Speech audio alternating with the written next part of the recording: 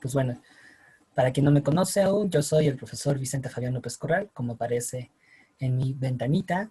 Yo, pues, los voy a acompañar en este curso de geografía, que, bueno, forma parte de las materias que les van a preguntar en el examen de la UNAM y que básicamente, pues, le dan un espacio de 10 reactivos a esta materia. Así es que digamos que son de las, entre comillas, sacrificables, pero me parece que también es una asignatura que les puede llevar a concretar sus metas. No es una asignatura, digamos, tan, entre comillas, teórica como historia, pero tampoco es tan práctica como las ciencias experimentales. Es campechana, lo que hace que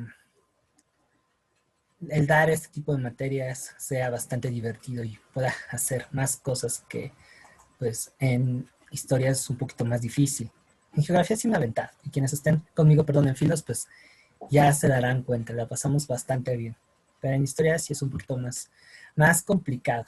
En presencial se presta más, pero en virtual, híjole, todavía me cuesta un poquito el trabajo. Bueno, lo que vamos a ver básicamente es un recorrido general de los principales temas que componen temario de geografía. Así es que hay un bloque que está conformado por temas de geografía física, es decir, vamos a ver un poco el relieve, algunas cosas de regiones climáticas, contaminación, sí, hay una parte en donde me pongo un tanto apocalíptico, y por otra parte hay una sección del curso que, digamos, es la escena postcrédito de las clases de historia universal. Entonces, eso le da a geografía un toque muy especial porque puede verse reforzada tanto por biología o química como por historia. O sea, que es una asignatura en donde se interseccionan contenidos de otras materias, y eso, creo yo, es una espada de doble filo porque bien puede ayudarnos a tener más aciertos o, en su defecto, les puede complicar más la vida, que espero que sea lo primero, ¿vale? Mi metodología del trabajo, pues bueno, es básicamente expositiva, aunque intento en la medida de lo posible hacerlo lo más dinámico. Si todavía no le cachan a este asunto, pues nos vamos a ver cada lunes de 8 a 10 de la noche.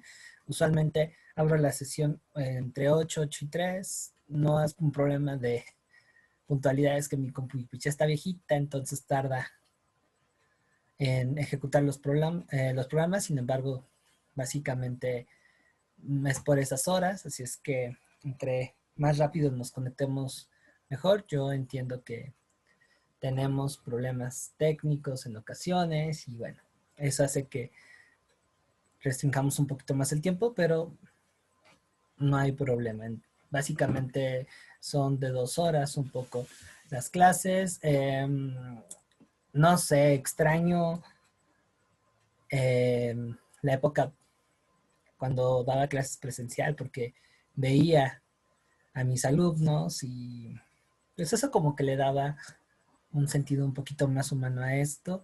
Virtualmente es más difícil por las limitantes tecnológicas, así que para que esto pudiera acercarse un poquito más a lo que habitualmente estamos acostumbrados en cuanto a las clases, les pediría de favor que, si es posible, puedan ponerme sus cámaras, así yo los conozco, no solamente veo cuadros negros. Y también les invito a que de alguna manera comiencen a tomar el micrófono, a participar. Gracias, ya me siento más como con seres humanos, ya no solamente pienso en changos, me estoy dando clase a mí mismo, ¿no? Si no, a los demás no hay ningún problema. También les invito a que participen, como se habrán dado cuenta, soy medio parlanchín, pero el hecho de que ustedes se incorporen en esto, pues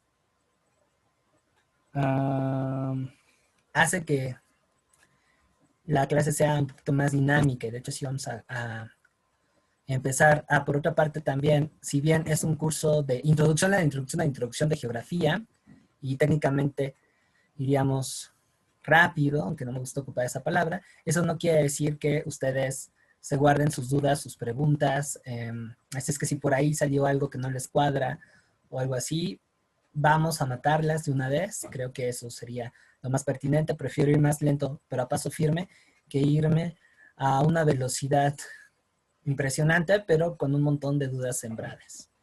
Y la idea es no quedarse con esas dudas, por lo menos no con ese tipo. Sí, sí quiero que tengan dudas, pero pues más como una onda filosófica que cuestionen su realidad, no de geografía, ¿vale?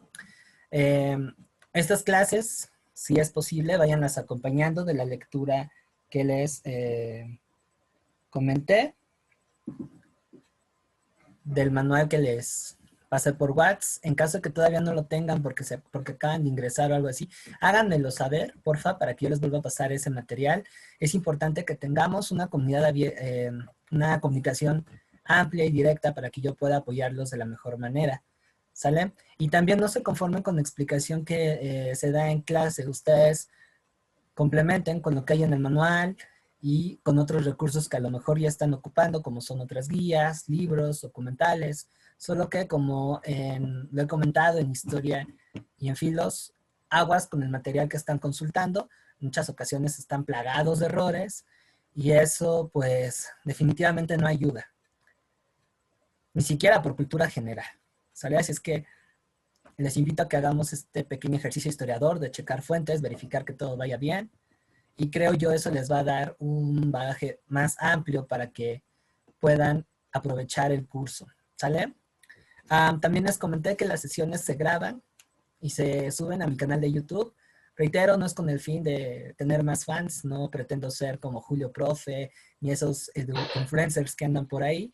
Además me falta mucha producción, equipo y todo un guión para hacerlo. Pero sí, mi idea es que ustedes dispongan de este material para que repasen en casa, quizás más tranquilamente durante el día. Y pues bueno, ¿tienen alguna duda, pregunta, comentario, algo que quieran decir? A ver, pongo por aquí el chat. No te preocupes, Amara, es opcional. Es opcional. La verdad es que yo les pido que pongan su cámara para hacer esto más familiar, pero no es obligatorio. No es obligatorio. ¿Sale? Así es que no se preocupen si no pueden, ¿vale? Déjenme por aquí contesto un mensaje porque me parece que tienen problemas técnicos. Y ahorita ya entramos con el curso en sí. Les digo que aquí le hacemos de todo, asistente de producción, secretario, profe, en fin, etcétera, etcétera, etcétera. ¿Sale? Pero bueno, ojalá que esta persona pueda solucionar sus problemas técnicos. Pero bueno, ¿hay alguna duda, pregunta, comentario, algo que quieran agregar? Coach, wow, eso ya es eso es un título muy grande para mí. No, eso suena como a de desarrollo personal y acá tenemos un psicólogo de veras, me va a andar ahí agarrando a patadas este Gerardo. No, nada de eso, me falta mucho. Nada, además como que está medio chafa el asunto. No. Creo que Gerardo no ha visto el chat. Entonces, no, cuando lo lea me va a agarrar a patas. No, nada que ver. Ahora sí que al César lo que es del César y a Dios lo que es de Dios, ¿no? Entonces, por ahí, por ahí no va el asunto. Pero bueno, muchas gracias. Y coach, bueno, ese es como un título equiparable a profe y siento que, o a maestro, entonces ahí siento que me falta un poquito. Se los digo porque jugué muchos años fútbol americano y ser entrenador sí exige otro tipo de formación y muchos años más. Y creo yo que ahí todavía me falta. Pudiera llegar, creo que sería profe de historia, pero todavía no coach de historia, o de ciencias sociales, o de humanidades, o qué sé yo. Pero en fin, de todos modos, qué bueno esos mensajes, le quitan como lo gris al asunto. Pero si no hay más dudas o preguntas, ¿qué les parece si comenzamos? ¿Vale? Ah, ok, qué buena pregunta me hiciste. No, no, no, no. Esta es una clase libre. Soy medio anarquista. Estoy en contra de algunas reglas así muy tajantes, tipo militaristas del aula. La verdad es que no. Pueden comer en la clase, pueden echarse su cafecito. Es más, les invito a que de 8 a 10 la clase de historia agarre el formato de café. Entonces, siéntanse cómodos, pueden estar en la cama, pueden tomar la clase en pijama, no requieren uniforme, tampoco no es un desfile de belleza, pueden traer a sus papás, a sus hijos, a sus sobrinos y por supuesto que pueden comer, ¿sale? No hay ningún problema con ello. Coman, échense su café, si le entran a la chela, pues también una copa de vinito, una copa de chela en geo. No me ha tocado, la verdad. Nunca me ha tocado ver que un alumno esté tomando clase conmigo aventándose la chela, pero dicen que siempre hay una primera vez y si les late, pues adelante. Como se sientan cómodos. Dicen por ahí que la comodidad es necesaria para poder aprender mejor, entonces este espacio es suyo. Vinito. No les recomendaría mucho que agarren estupefacientes más gruesos como las drogas porque eso sí implicaría una distracción y puede que les borre todo el cassette, pero es más, está con un churro de marihuana. Así creo que pueden ver en HD, no sé, el planeta Tierra y, oh, sí, el relieve. Estoy viendo en 4K las formas de la Tierra. Bueno, si eso potencializa su aprendizaje adelante. Pero pues aguas. Recuerden que ahorita sus principales aliadas son sus neuronas, así es que hay que cuidarlas. Y al contrario, hay que alimentar esas neuronas, porque eso es lo que les va a llevar también a pues tener un buen desempeño con el examen, ¿sale? Ah, sí, por ahí me faltó poner una regla para evitar que esto sea una sesión del Congreso de la Unión Mexicana. Les voy a pedir, por favor, que al momento de tomar la palabra puedan levantar la manita para que yo la ceda. De esta manera, las participaciones, creo yo, van a ser más eh, organizadas, nos podemos escuchar mejor. Mi intención es también aprender de todos y entre todos. Entonces, si por ahí hay un caos en cuanto a que todos quieran hablar al mismo tiempo, pues no resultaría una comunicación muy efectiva que digamos. ¿Sale? Entonces, ahí les dejo de tarea eso. Y pues sin más, ¿qué les parece si empezamos? ¿Sale? La clase de hoy es bastante sencilla, es muy tranquila, todavía no vamos a ver complicaciones, eso va a ser más adelante. ¿Sale? Ahorita no, ahorita es la primera sesión, apenas nos estamos conociendo en esta materia, así es que no conviene llevarnos más. Lo que vamos a ver es la introducción a la geografía. Eh, porfa, cuando puedan ver la presentación, confírmenme, manita arriba o hablándome. Pero ¿por qué no te mira, ya se me oye? Ya se puede ver, ya se puede ver. ¿Sí se ve? Ya se ve. ¿Ya se ve? ¿Todos ya la pueden ver? Muy bien, perfecto. Entonces, pues vamos a comenzar.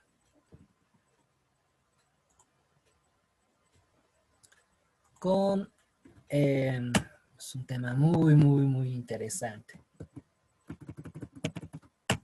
que es la geografía. Y aquí puse esta imagen a propósito porque no quiero abusar de ponerles luego, luego la definición, sino más bien la idea es construirla entre todos. Así que, ¿quién me quiere compartir su definición de lo que es geografía? Ya les di una pista. Se centra en lo que aparece en la presentación, para que no andemos volando. Pero más en específico, ¿qué sería?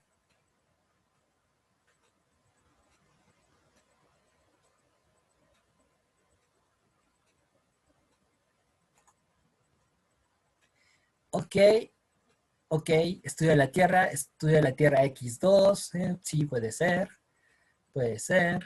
Vamos, ¿hay alguna otra propuesta? Porque imagínense, si nos vamos con esa definición tan amplia de lo que es la geografía, pues la UNAM, como dicen en mi barrio, se los puede clochar. Porque la geografía implica un poquito más cosas y recuerden que a la UNAM le gusta jugar con su mente en el examen. Por aquí tengo dos colegas que ya pasaron por ese ritual y afortunadamente trascendieron. así es que no me dejarán mentir. Ellos son, digamos, la experiencia más fresca. Y por ello debemos ser más precisos en cuanto a las definiciones, para evitar que la UNAM se los agandalle. Ok, Samantha por ahí me dice que es una ciencia social y natural, es correcto. Es híbrida, medio bi, dirían por ahí, que es la geografía. Pero bueno, ¿qué de la Tierra estudia? Ilse, adelante. Es el, bueno, pero es que no nada más estudia la Tierra como planeta, también estudia el universo, su composición de planetas, sí, de elementos, y de la Tierra, pues desde la hidrografía, el relieve, abarca muchísimas cosas. Efectivamente. Bueno, para ir precisando la definición de lo que es la geografía, podríamos conceptualizarla como una ciencia que se encarga de estudiar los procesos naturales y sociales que se desarrollan en la superficie terrestre. ¿Sale?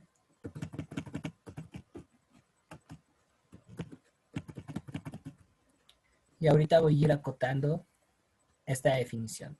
Se las repito, es la ciencia que se encarga de estudiar los procesos físicos y sociales que se desarrollan en la superficie terrestre. ¿Vale?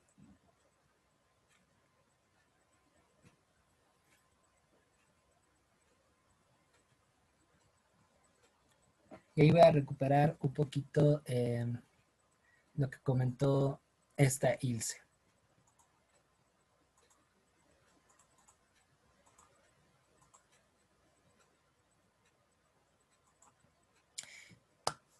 Miren, en primera instancia hay que considerar que los procesos naturales y sociales que se desarrollan en, en la superficie terrestre, pues están interrelacionados. Pongo un paréntesis, les repito el concepto porque por ahí todavía algunos no lo tendrán de apuntar. Es la ciencia que se encarga de estudiar los procesos físicos y naturales que se desarrollan en la superficie terrestre.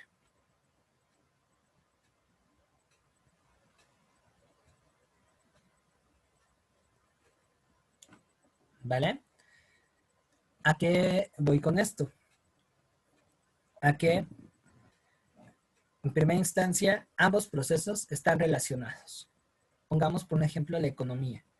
Las actividades económicas de un lugar y la distribución de la riqueza va a estar definida por los recursos naturales que hay en la zona. Y esos recursos también van a estar influidos por una serie de procesos como son el clima, la ubicación geográfica, el tiempo, el relieve, etcétera, etcétera, etcétera. ¿Sale? Entonces ahí vemos esa relación. En segundo, decimos la superficie terrestre, porque si yo me voy y vuelo hacia las estrellas y empiezo a hablar de que el planeta es el tercer cuerpo celeste que gira en torno al Sol y demás cosas, va con la intención de entender cómo eso que sucede afuera del planeta influye al interior. Por ejemplo, si yo me meto en esos vericuetos, es por ejemplo para entender que por tal motivo, a lo largo del año, el planeta tiene diferentes estaciones. Si yo empiezo a hablar de que el planeta tiene un movimiento en el cual gira sobre su propio eje y tarda aproximadamente 24 horas en realizarlo, va con el mismo fin. Va a explicar, por ejemplo, el fenómeno día y la noche, las corrientes marinas, etcétera, etcétera, etcétera. De igual modo, si yo me voy y explico que la Tierra es como una enorme rocaleta, bueno, eso ya sonó muy para los de mi generación, no sé si todavía exista, pero en los años 90, los niños de esa época nos picábamos los dientes con unas rocaletas, que eran una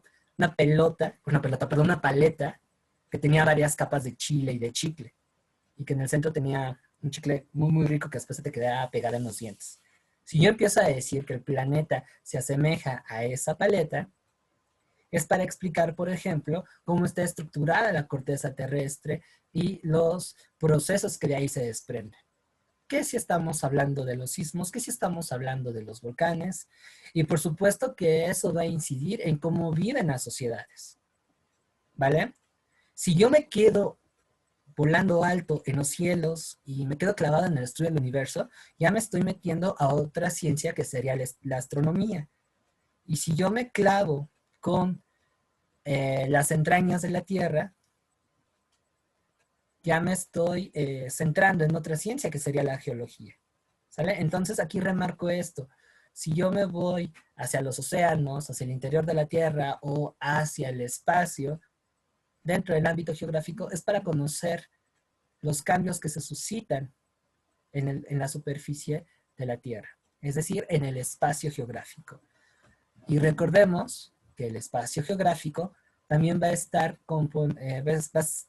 compuesto de 3 elementos: el espacio económico, el espacio natural y el espacio social. Aquí sí hay una diferenciación entre económico y social, ¿vale? Por tal motivo, la geografía es una ciencia híbrida, es una ciencia bi, ¿sale? ¿Dudas hasta aquí? Y bueno, eso es lo que a mi gusto la hace tan compleja y al mismo tiempo tan interesante. Sí, Ilse, adelante. De lo que estabas diciendo ahorita de los espacios, ahí no entra el espacio geográfico. De hecho, el espacio geográfico es, digamos, en donde se desarrollan todos estos procesos que les comenté. Y para delimitar el espacio geográfico se involucran 3 elementos: el natural, el social y el económico. ¿Sale?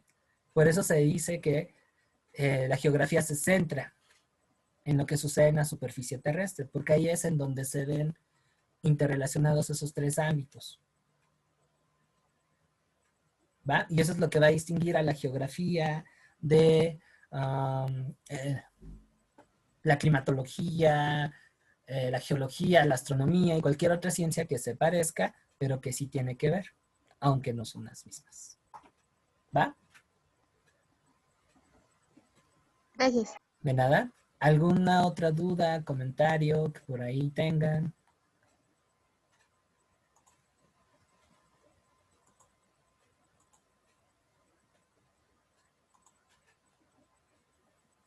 ¿No? Bueno, vamos a pasar a la siguiente presentación, que bueno, con los los procesos geográficos, es decir, todo aquello que estudia la geografía,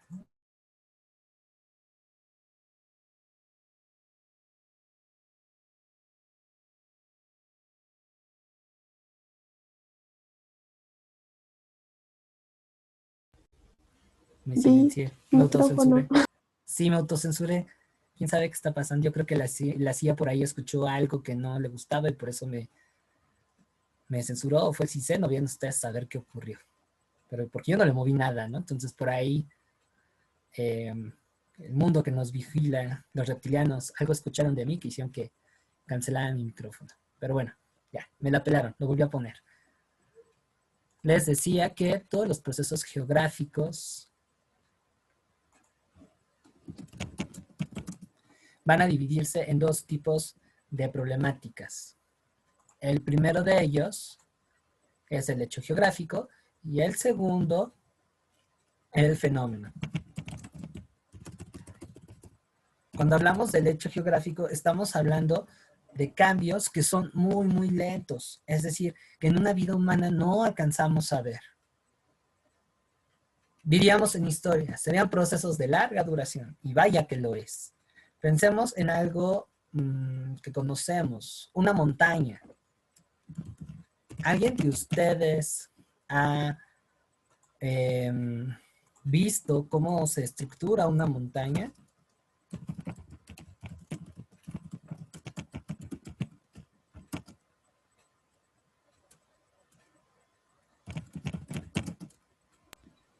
Este, sí, es a Sí, ¿va? través de cuando un volcán hace erupción, ¿no? Por eso.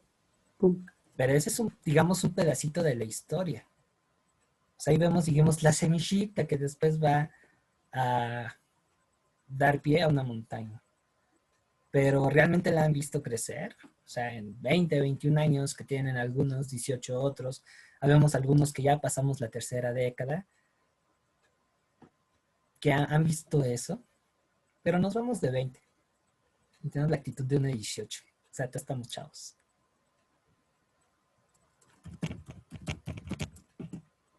A ver, pónganse a pensar. ¿Alguien ha sido testigo de ver cómo nace, crece y se desarrolla una montañita? Un lindo retoño del planeta. Algunos le dirán barro, pero no. ¿No? Me pueden decir que no es cierto, que yo los estoy choreando, ¿eh?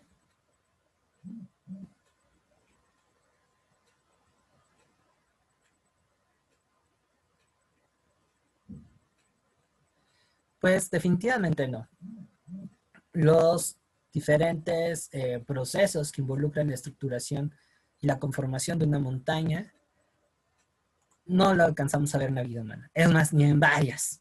Ni mi abuelita que vivió 80 años le tocó ver una. Podemos ver el surgimiento, pero ahí no acaba. La formación de las montañas es un hecho geográfico porque tarda cientos y cientos de años en estructurarse. ¿Sale?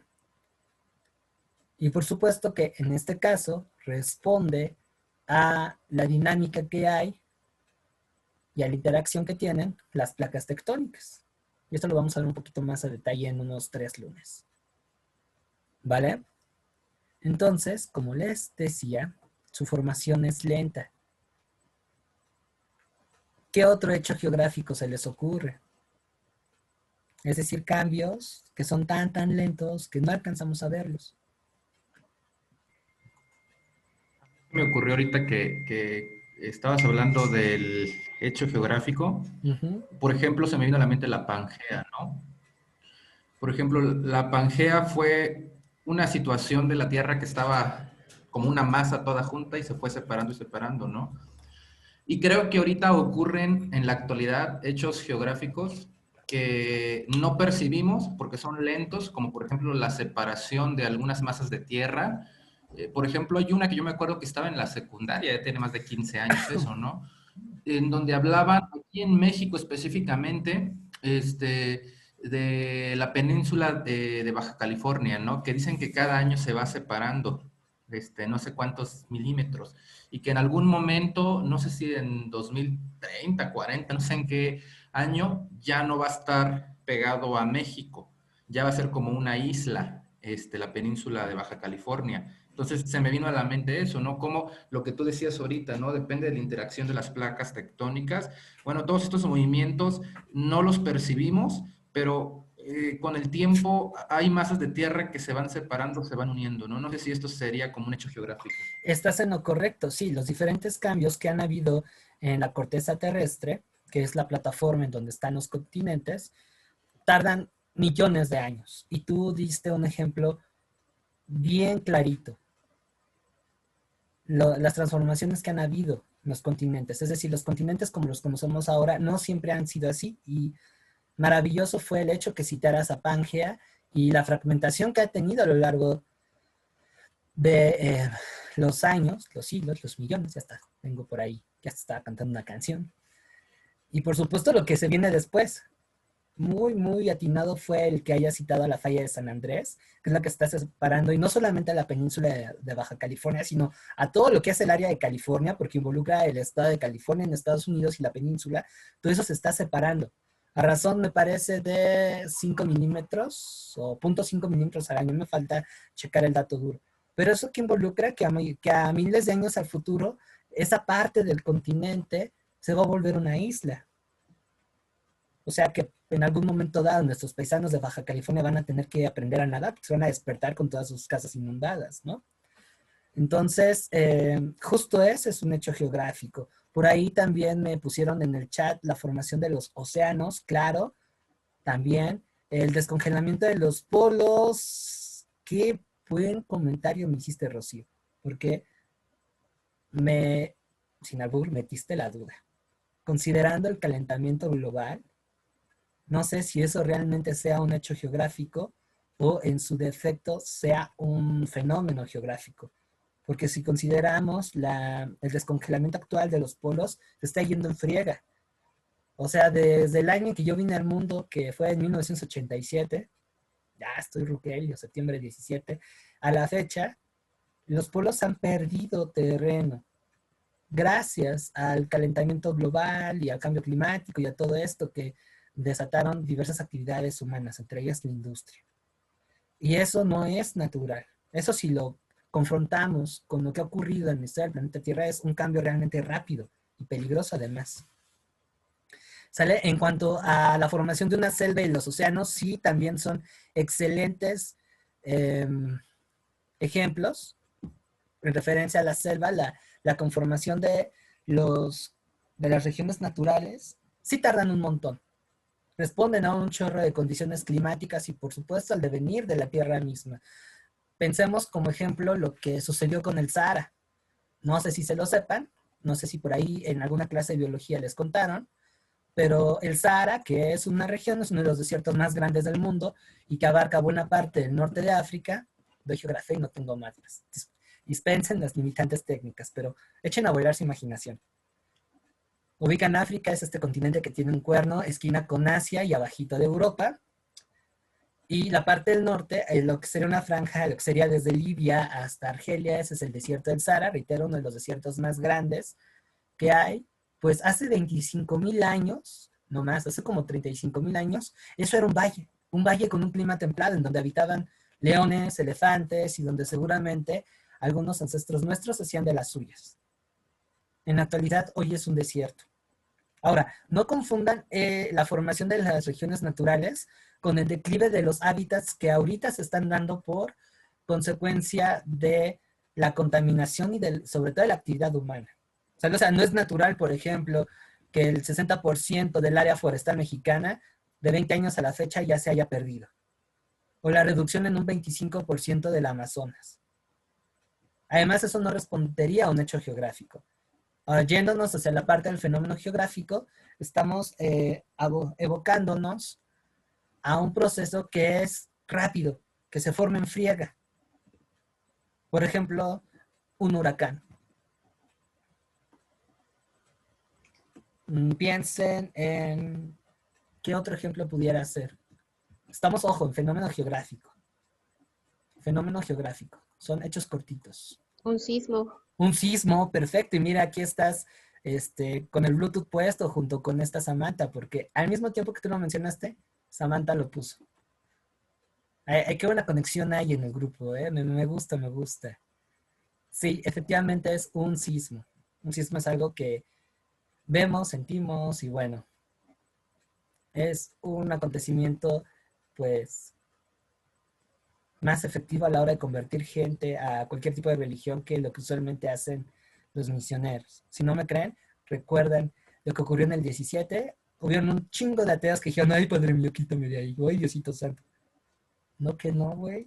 Entonces, sí, el sismo es efectivo para difundir religiones, ¿vale? O recuperar nuestra fe. Y eso lo vamos a ver más a detalle, no de lo de las conversiones religiosas, sino lo de los sismos, cuando estemos viendo relieve. Una depresión, por ejemplo, no las emocionales, sino las depresiones que hay en el clima, que son estas lluvias muy fuertes, pues también serían un fenómeno geográfico. Ahora, nos estamos cargando mucho hacia la parte natural de la geografía. Voy a retarles un poquito más. Cuéntenme o cítenme algún fenómeno geográfico que sea social. Les recuerdo la reglita que define el fenómeno geográfico, acontecimientos que tienen una duración más corta y que son visibles. Fenómeno geográfico social. Es lo que te iba a preguntar ahorita, porque ahorita estamos hablando de hechos geográficos y fenómenos geográficos físicos. Ajá. Hace rato tú decías que la geografía son los procesos naturales y sociales, ¿no? Que se desarrollan en la Tierra. Entonces estamos hablando de procesos sociales, bueno, psicosociales, económicos, naturales, etcétera. Por ejemplo, me quedé con la duda de, por ejemplo, las migraciones, si son hechos geográficos o fenómenos geográficos. porque pues, las migraciones son fenómenos sociales que llevan mucho tiempo dándose, mucho, Sí, y se seguirán dando, ¿no? De hecho, es un problema político que muchos países lo tienen como en su agenda, ¿no? ¿Qué vamos a hacer con el problema de los migrantes? Ahorita, de hecho, es un tema, ¿no? ujú. En la agenda de Estados Unidos, en la agenda de México, todas estas cuestiones, pero es un fenómeno que se viene dando desde hace años y se seguirá dando. ¿Eso cómo lo podemos definir? Como Pues un hecho, ahí, como un fenómeno. ahí lo que pudiéramos acelerar es que si tomamos la migración como problema per se, sí es un hecho geográfico, porque han habido migraciones a lo largo de mucho, mucho tiempo, y no solamente de las sociedades o del ser humano, sino también de las especies animales. Entonces ahí, por ejemplo, tendríamos que abocarnos al elemento histórico. ¿En qué momento de esta temporalidad estás recuperando la parte de las migraciones? ¿A qué en específico? Y eso sería una clave para entender qué acontecimiento social sería un hecho geográfico o un fenómeno geográfico. Si estás hablando de las migraciones en términos generales a per se, es un hecho, porque los movimientos de personas se han dado a lo largo del tiempo y de diferentes maneras.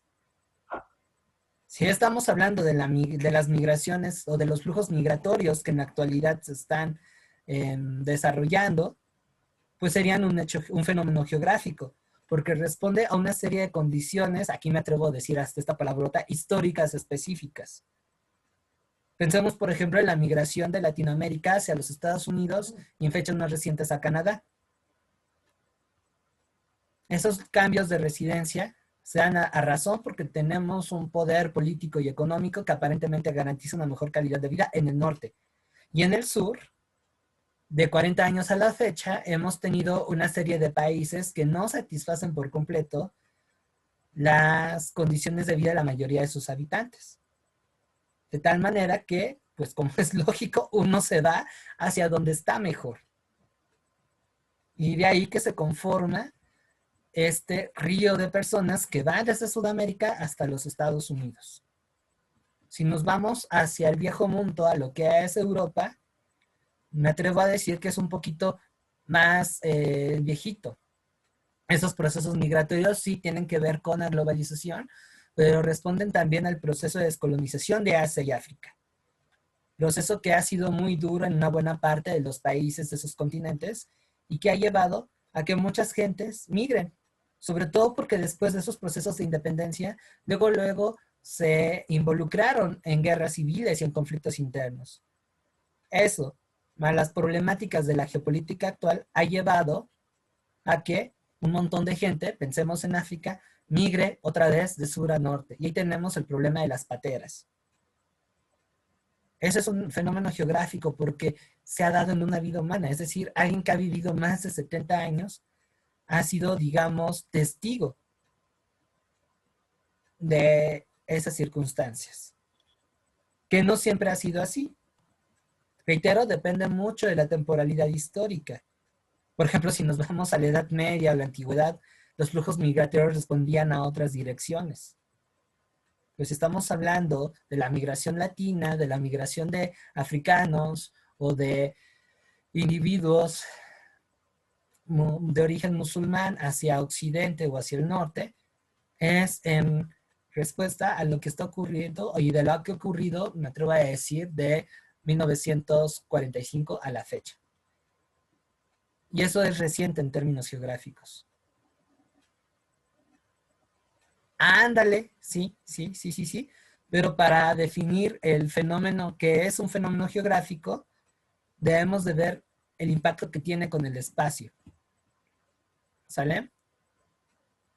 Y aquí es muy interesante porque eso va a permitir que la geografía, para explicar todo esto que, por ejemplo, ahorita me están comentando en el chat, debe de interactuar con otras ciencias. Y, por ejemplo, el aumento del desempleo es una de las causas de la migración. Reitero, a medida de que la precariedad de vida se hace cada vez más amplia, eso estimula que los flujos migratorios sean cada vez mayores. Y dependiendo de la región, pues eso también conlleva a diferentes acciones que ya sea que lo medien o de plano intenten rechazarlos. Piensen, por ejemplo, en las políticas migratorias de Europa en contraste con las políticas migratorias de los Estados Unidos. Mientras que en Europa son más accesibles debido a que hubo una desaceleración demográfica en el continente por ahí de los 80s, 90s, que para renovarse permitieron que la gente que venía de África o del Medio Oriente pudieran instalarse en esos países para garantizar que no cayera la fuerza de la producción que movía la economía de esas naciones. En Estados Unidos, lo que van a hacer es ser cada vez más restrictivos. Y eso se puede ver desde la llegada del neoliberalismo, como diría nuestro gurú de la 4T, a principios de los 80s, hasta lo que hizo Trump. Porque aunque Bill Clinton, que era más relax de otros presidentes, y Obama fueron aparentemente más permisivos, las restricciones en la frontera se mantuvieron. Con Bush y con Trump, por ejemplo, Reagan o Bush padre, era más difícil. Y se incentivaron los estigmas y los prejuicios hacia los migrantes. Ahora, reitero, eso va en relación al aumento de la precariedad que se vive en América Latina. Y ahí la geografía ayuda porque nos permite ubicar desde dónde parten la mayoría de los migrantes. Eso les ayuda a contestar preguntas como ¿de dónde, cuál es el país de origen de la mayoría de los migrantes que van a Estados Unidos? Ahí el chip es la ubicación geográfica. Por ejemplo, en ese caso es México, comparten frontera. De tamaño de la población es más grande, entonces, pese a que hay cazamexicanos a lo largo de la frontera norte, es más fácil cruzar el río Bravo que, por ejemplo, si te vienes desde Argentina o desde Uruguay o desde Chile. Y esto implica en la cantidad de personas que van a esos países. Si nos vamos, por ejemplo, en Alemania, ahí tienen el caso de Turquía.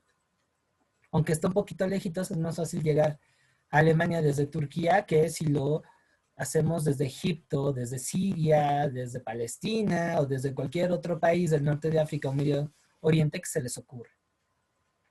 ¿Sale? Es que los mapas no sirven para torturarnos como solía hacerlo en la escuela, sino para permitir comprendernos cómo están pasando diferentes cosas. Y para aquellos que van a área 3 y que tienen interés en la política y en cuestiones económicas, incluso los amos y señores de los godines, pues la geografía les va a ayudar muchísimo. ¿Sale? Sobre todo la parte de la ubicación. ¿Dudas con la diferenciación entre hecho geográfico y fenómeno geográfico?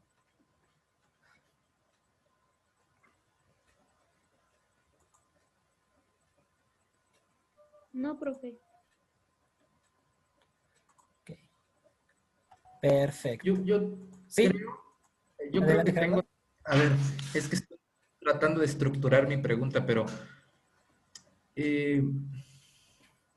por ejemplo, ahorita que hablábamos de la migración, quiero ver si estoy bien. Entonces, por ejemplo, para determinar si es un hecho geográfico o un fenómeno geográfico, sería importante que analizáramos las causas de la migración, por ejemplo.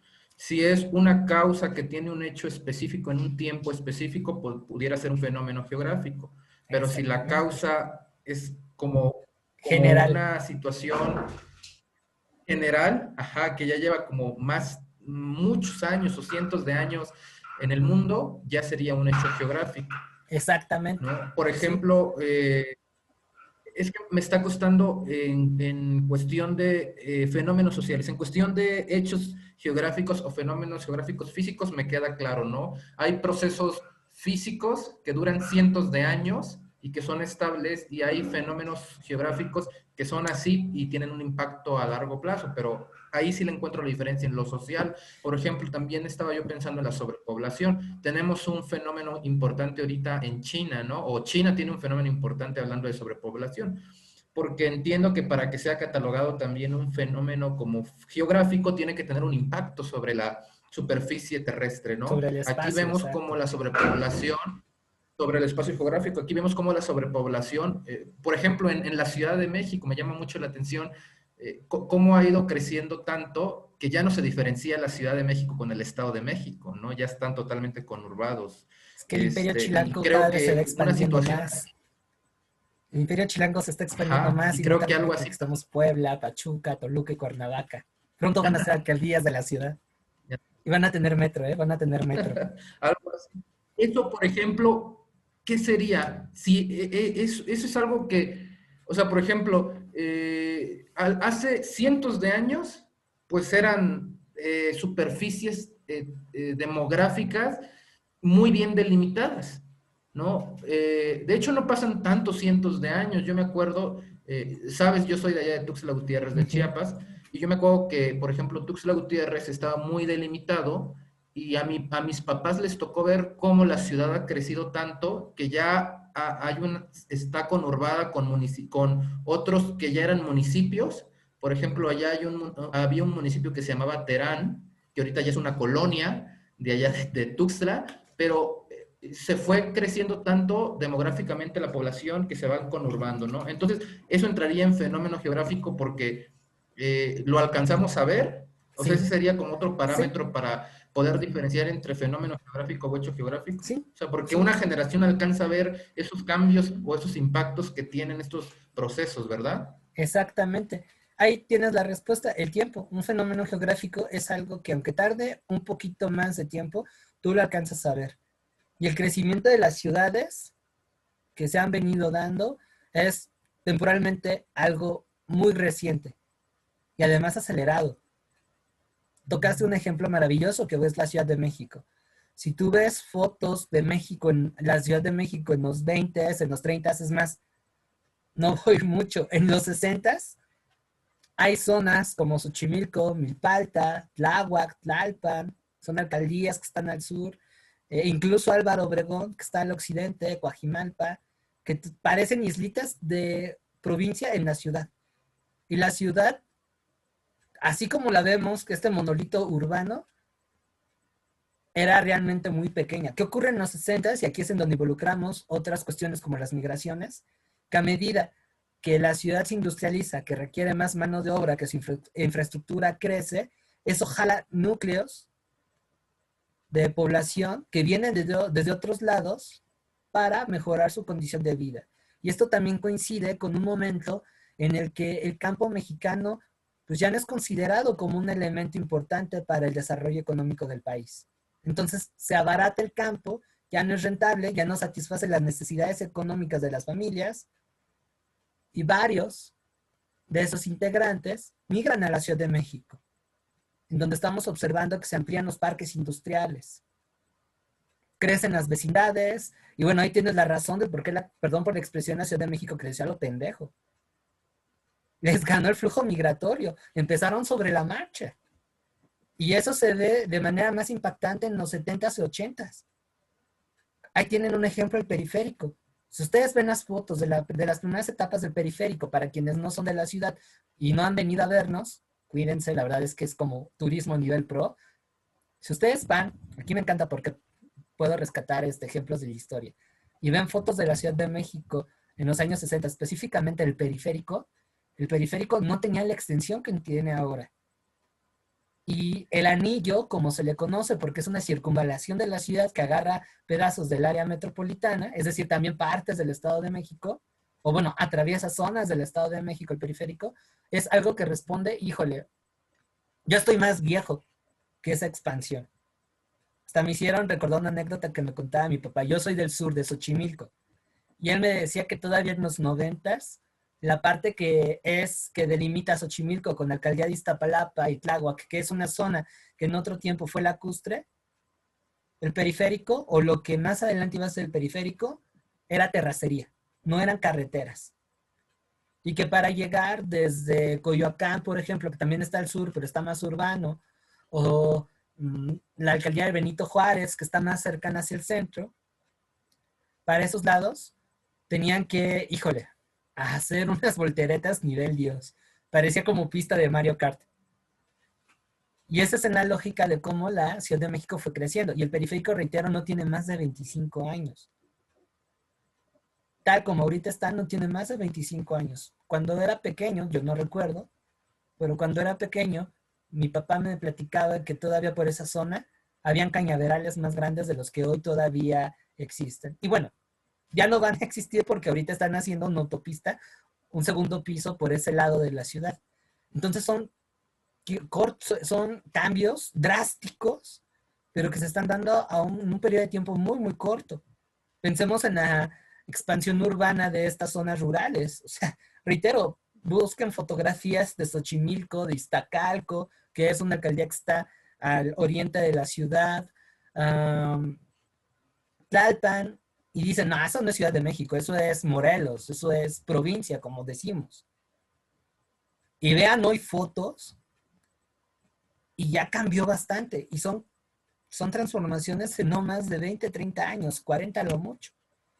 En el caso de la expansión urbana hacia el sur de la ciudad, tuvo que ver mucho el sismo del 85, porque hubo un montón de gente que perdió sus casas debido al temblor. Ellos vivían en el centro, occidente y norte, que eran donde pegó más, y el oriente, y a donde se vinieron, a la zona lacustre.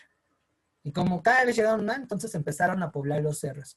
Y eso tuvo también que ver con la lógica del tipo de suelo. Fue un periodo en el que la área ecológica de pronto se empezó a tomar como terreno de vivienda, se fragmentaron los terrenos y los ejidos, y eso todavía impulsó que un montón de gente, de manera legal e ilegal, llegara ahí. Y como necesitamos casas, voy a poner como corte de tiempo mis años de vida, de 33 años a la fecha. Si ustedes vienen al sur de la ciudad, los cerros cada vez tienen más viviendas. Y esto se ve de forma más abrupta en el norte. Si ustedes van hacia lo que es Metro Indios Verdes, que es la salida hacia Pachuca, por ejemplo, si ustedes llegan a ir a esa zona, que les recomiendo que no vayan solitos porque sí es muy insegura, pues van a ver que esos cerros colindantes no tienen nada de verde. Todo es gris, gris, gris, gris, gris, gris. Producto de la migración que se ha dado. Entonces sí, un poco para ir delimitando este tema, cuando hablamos de migración a secas y nos abocamos hacia causas generales, estamos haciendo referencia a un hecho geográfico. Porque siempre ha habido migración, siempre han habido movimientos de personas. Si estamos hablando de casos específicos, ahí entraría en la categoría de fenómenos geográficos, porque además están dando en una temporalidad bien concreta. Lo mismo ocurre, por ejemplo, con los cambios en las fronteras. Ya saben, todos estos movimientos que ha generado que algunos países existieran y otros surgieran, ahí podríamos abocar de que es un fenómeno geográfico. Vean y contrasten cómo estaba territorialmente organizado el mundo antes de la Guerra Fría. No es porque me guste esa década, pero pongamos como ejemplo los cambios que han habido en cuanto a geopolítica en la década en la que yo nací, en los 80s, antes de la Guerra Fría. Habían países que hoy no existen, y vean cuánto ha cambiado del 91 a la fecha, sobre todo en Europa y en África, que es en donde más se ha notado. Los cambios geopolíticos en América Latina no han sido tantos, pero en Europa, del 91 para acá, sí han sido bastantes. De entrada tenemos la reunificación alemana y además la desintegración de 3 países que dieron como nacimiento un montón, que de hecho se los preguntan en el examen. O sea, o la reunificación alemana, adiós Unión Soviética, adiós Yugoslavia, adiós Checoslovaquia, consecuencia, un montón de nuevos países. Y por esa zona, la cosa sigue. Ahí tenemos el caso de, Chechenia, que está intentando independizarse de Rusia. Tenemos la bronca de la península de Crimea entre Ucrania y Rusia. Tenemos la situación de Kosovo en los Balcanes. Recientemente, en el 2007, Montenegro obtuvo su independencia. Se deslindó de Serbia. Y bueno, ya actualmente hay un proceso de separación en Georgia, por ejemplo, que es uno de los países que están tanto en Europa como en Asia. Si nos vamos a África, pues tenemos la fundación de la República del Sahara Occidental, que formaba parte de Marruecos, que es de los cambios más notorios. La fundación de Sudán del Sur, que se separó de Sudán. Y bueno, por ahí en el Medio Oriente hay algunas deudas históricas con los kurdos y palestinos, que son pueblos que su territorio está repartido en otras naciones y que no se les ha dado un espacio para que puedan constituirse como países. Es muy triste la situación de los kurdos y de los palestinos, ¿vale? Entonces, ahí también estamos viendo ejemplos de fenómenos geográficos sociales. Ahí la parte política ayuda bastante. No sé, a lo mejor en el país tenemos también algo muy notable con el cambio de estatus de Distrito Federal a Ciudad de México. El que sigamos siendo capital, pero que tengamos otro orden jurídico, una constitución, y ya no son delegaciones, ya son alcaldías. Vaya, desde el 97, cuando se instauró el gobierno de la ciudad, del Distrito Federal, con Cuauhtémoc Cárdenas como primer jefe, ahí estamos viendo un cambio en la geografía. Ya en términos no oficiales, pero sí visibles, pues vemos el crecimiento de la zona conurbana. Se los decía de broma, pero les puedo apostar que a 20 años el área metropolitana sí va a andar rozando Puebla, sí va a andar rozando Cuernavaca, sí va a andar rozando Toluca y por supuesto que Querétaro y Pachuca. Si ustedes han viajado de Ciudad de México a esos lados, ya es más difícil distinguir, en primera, cuándo empieza la ciudad y cuándo empieza el Estado de México. Y en segunda, cuándo acaba el Estado y cuándo empieza Hidalgo, cuándo empieza Puebla o Morelos.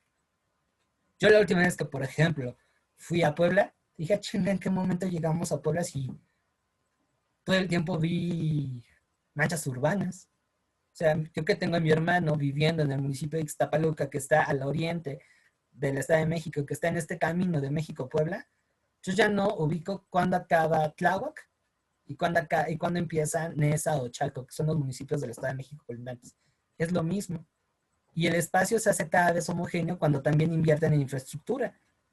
Vean lo que están haciendo con los metrobuses. Para empezar, el metro.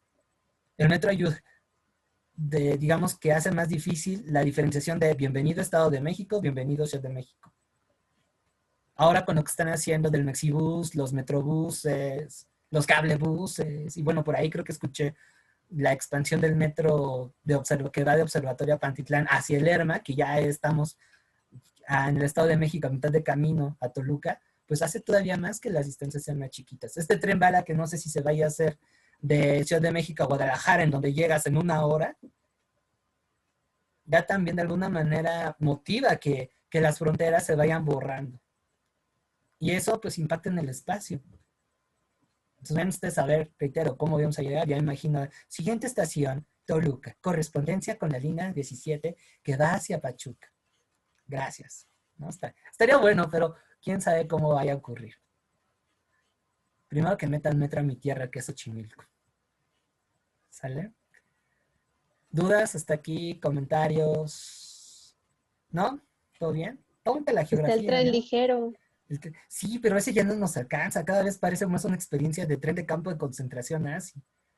En serio, yo que muchos años he viajado con el tren ligero, que es mi medio para salir de Sochi a otros puntos de la ciudad, en las mañanas, o sea, no, yo creo que los judíos que viajaban a Treblinka, a Auschwitz, viajaban más cómodos que nosotros, en serio. Jugué fútbol americano por 8 años y nunca me prepararon para poder entrar en hora pico al tren ligero. Varias veces me rebotaron, en serio.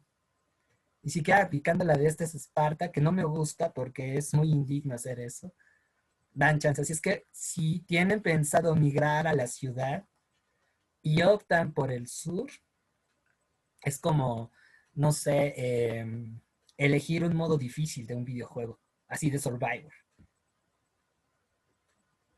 Pero bueno, la inseguridad no es tan complicada en esta parte de la ciudad como en otros lados.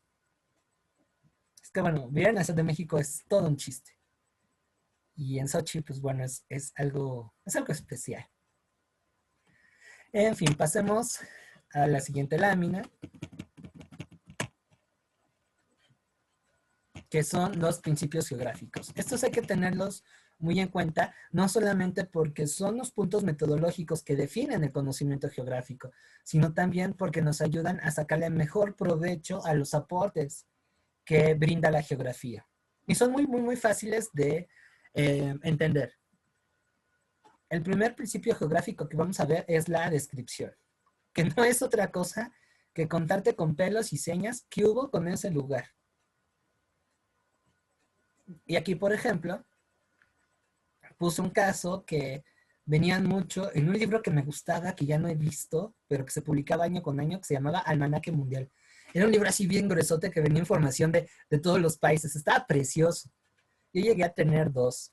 Creo que aprendí más de los almanaques mundiales que de mis profes de geografía. ¿Ya no los publican? Ya no Yo los, también ya los no los he tuvieran visto. buenísimos. Y estaban buenísimos porque venía esta información.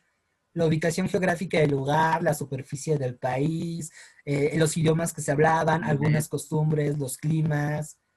Estaba bien padre, a mí me gustaba mucho ese libro. Creo que por ahí tengo uno de los que llegaba a comprar. Era un tipo medio raro que en vez de gastar en chelas, compraba libros y cosas raras como los almanaques. Además, como nunca me pegó el coleccionar álbumes, acá tipo Dragon Ball, que fueron los que a mí me tocaron en mi generación, yo gastaba mi dinero en eso y en coleccionar monografías y biografías. Y me ponía a leerlas. Ese era yo cuando era niño y puber. Y ahí, bueno, venía esta descripción geográfica. Era sensacional ese libro, lástima que ya no hay. Y ahí se nota un poco lo que les comento. Ahora, otro principio que también es bien interesante es el de causalidad. Cuando hablamos de causalidad estamos hablando de los orígenes que suscitan los hechos y fenómenos geográficos. Es decir, el por qué. ¿Sale? Mejor dicho, no es el qué.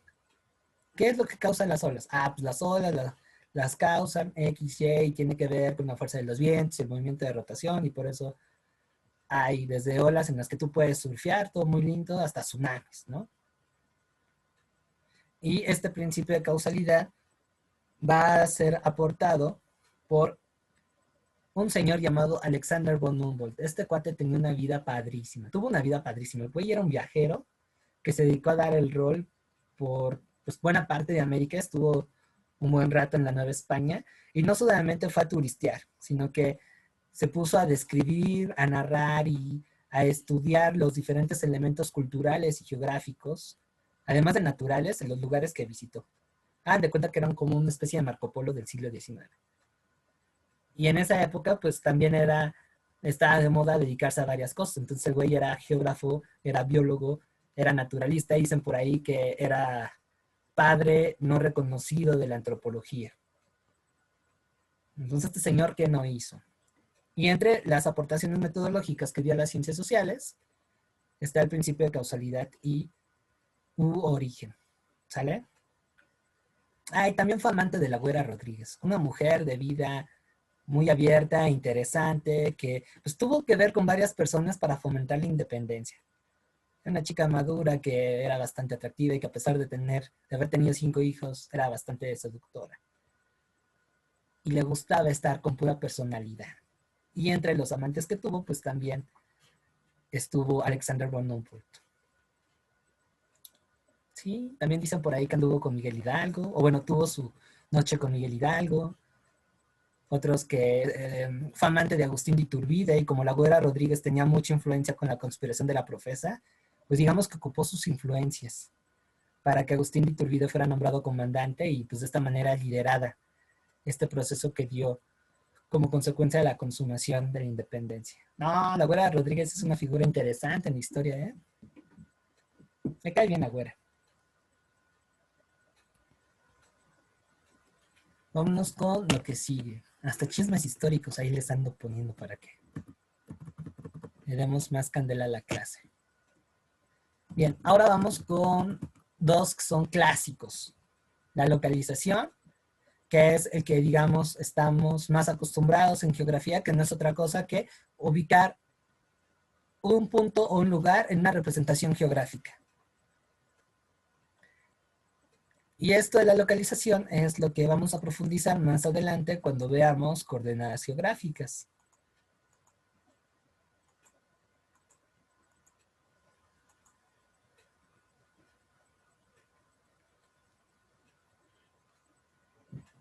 ¿Sale? Y también por ahí vamos a ver lo que es la comparación. Que bueno, esto es algo que vemos, por ejemplo, en filos y en otras asignaturas. Y no es otra cosa que confrontar 2 eventos geográficos que se parezcan para establecer la semejanza y diferencia entre ellos y en consecuencia estudiarlos mejor. A eso se refiere la comparación. Pensemos, por ejemplo, en el comparativo que pudiéramos realizar entre el eje volcánico, el eje neovolcánico transversal, que es la cordillera que atraviesa el centro del país, y por último, la Sierra Madre Occidental.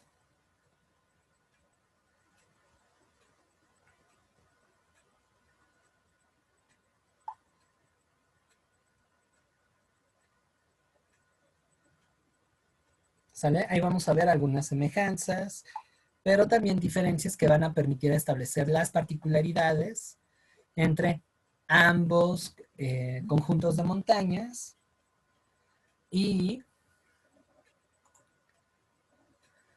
también sus diferencias. ¿Sale?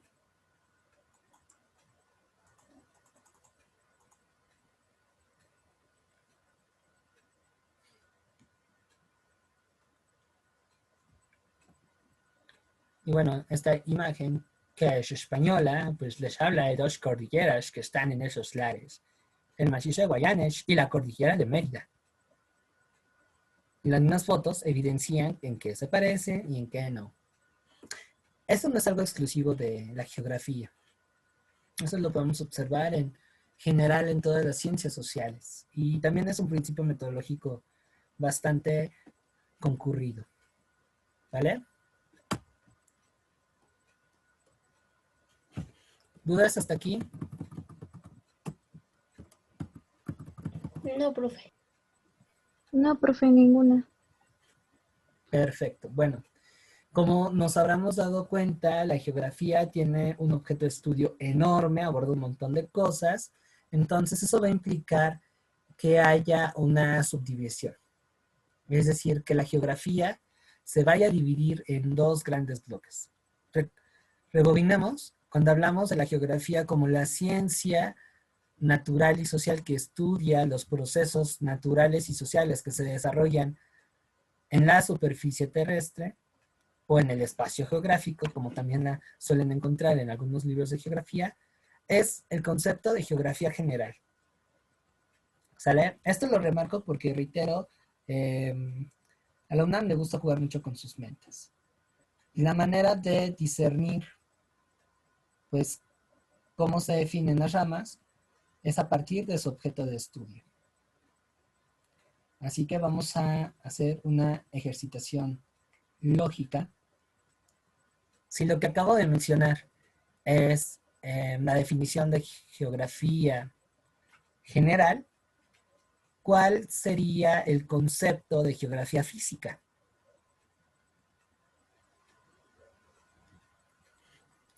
Procesos naturales, ¿no? Que se desarrollan en el espacio geográfico terrestre. Exacto. Muy bien, Gerardo. Y voy a aprovechar tu participación para ponerla como ejemplo de un razonamiento deductivo. Esto va para los que andamos conmigo en filosofía, ¿sale? Si ustedes aplican eso en el examen, va a ser más fácil y en corto sacar la chamba. ¿Va? Entonces hablamos de geografía humana, hacemos referencia al estudio de todos los procesos sociales que se desarrollan en el ámbito geográfico. Aún así sigue siendo muy, muy amplio esto. Entonces, vamos a ver que cada bloque tiene subramas, ¿vale? Entre los más importantes están lo que es la geomorfología, que no es otra cosa que la rama de la geografía que se encarga de estudiar la estructura de los relieves. ¿Por qué tal espacio es una montaña, una llanura, una meseta, etcétera, etcétera, etcétera? Si hablamos de la biogeografía, estamos haciendo referencia a la rama que se encarga de estudiar la distribución de las especies en un territorio o en una demarcación. ¿Ok? Ahí, por ejemplo, la biología se conjuga con la geografía.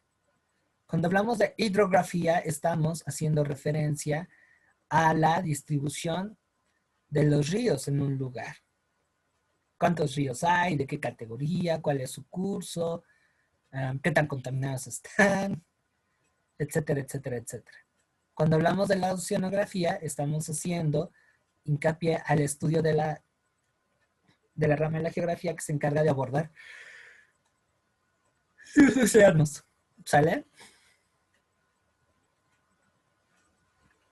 Ahí hay una discusión porque esta ramita de la geografía ya la están tomando como una ciencia aparte. Eso nada más a título de cultura general. La verdad es que no sé si ya se independizó o sigue formando parte de la geografía.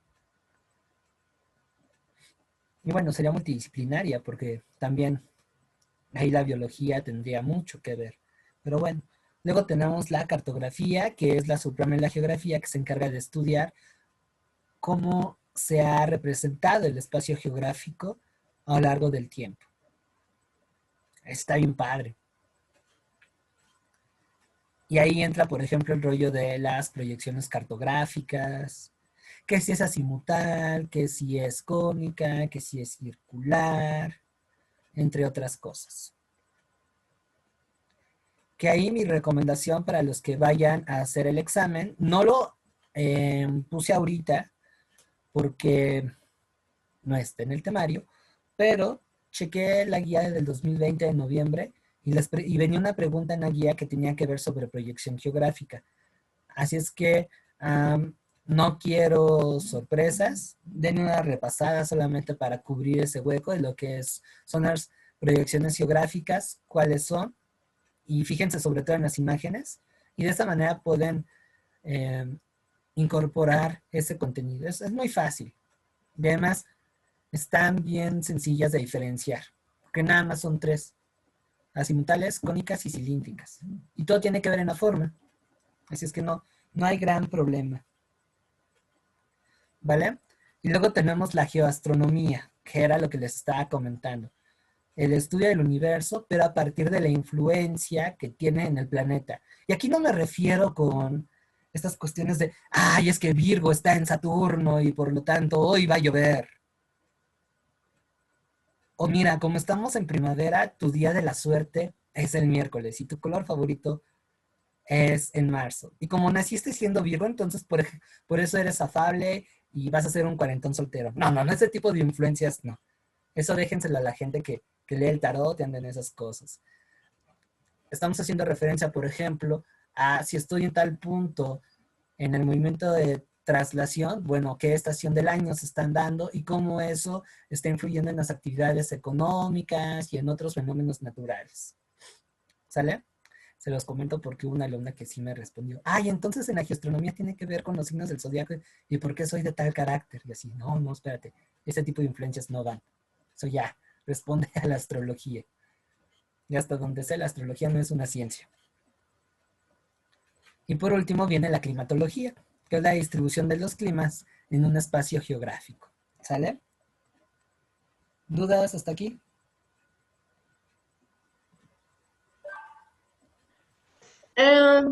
¿Podría volver a repetir lo de videografía? Es que no escuché bien. ¿Cuál? La hidrografía es el estudio de la distribución de ríos en un espacio geográfico.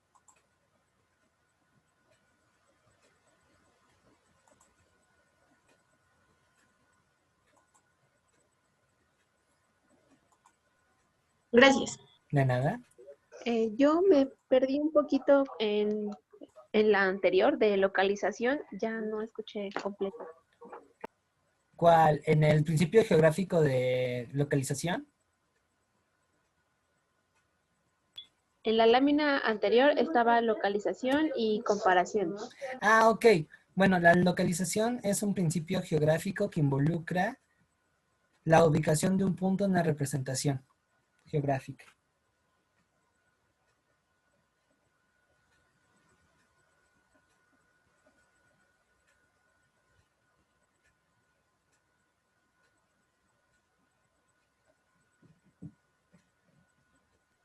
Gracias. ¿De nada?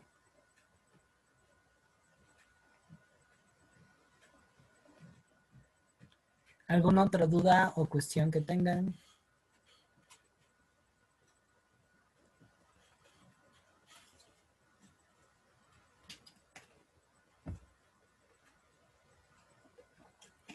No, pues ahora pasamos a la menos taquillera y a la que causa más problemas porque solamente la reducen a capitales y son las ramas de la geografía humana.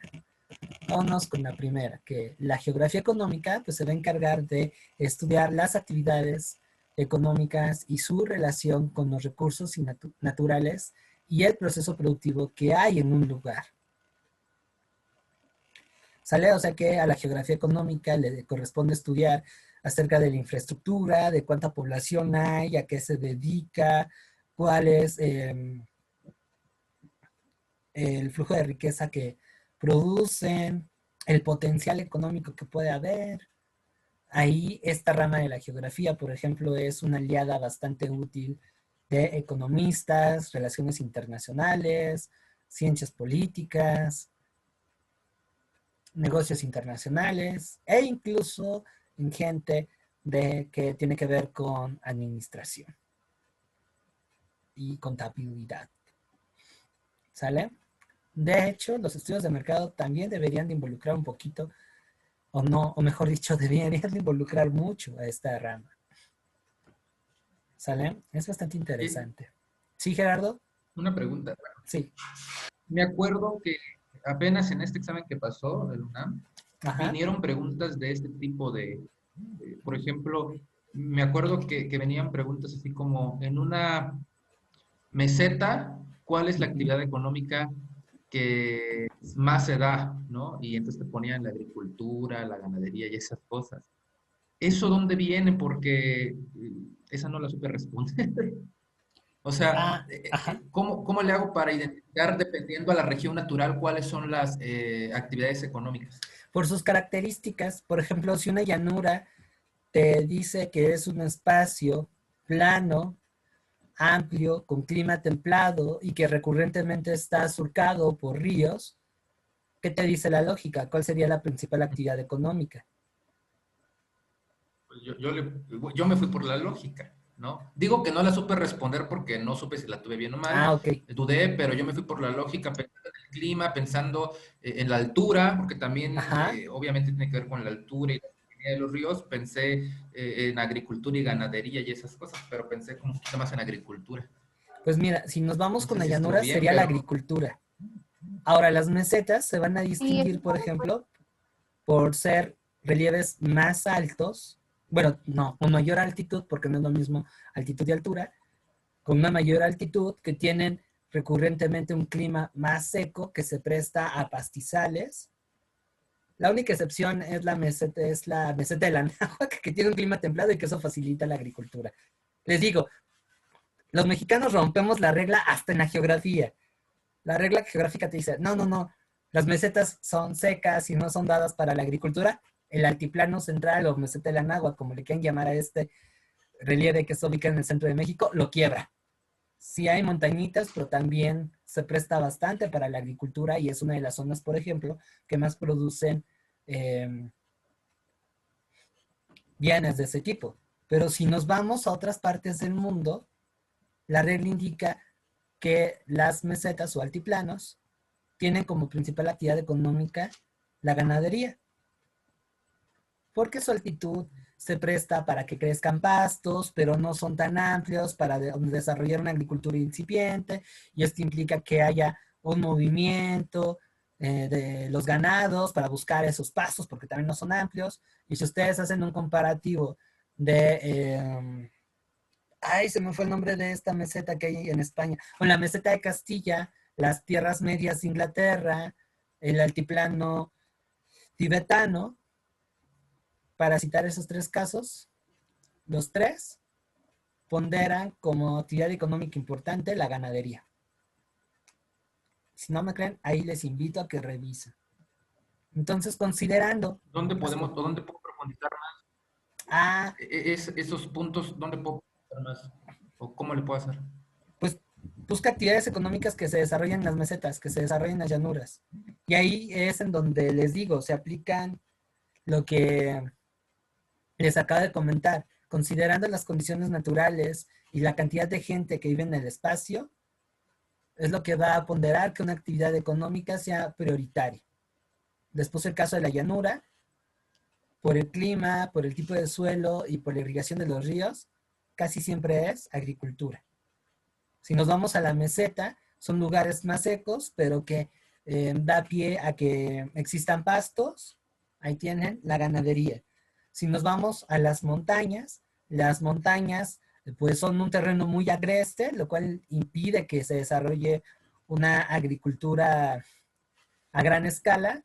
Agréguenle que no todas las especies de ganados se adaptan a este tipo de terreno, solamente ovejas o cabras. Ahí tiene el caso de Heidi, por ejemplo, que se dedica a su abuelito, a la barbacoa, pero también a la cría de borreguitos.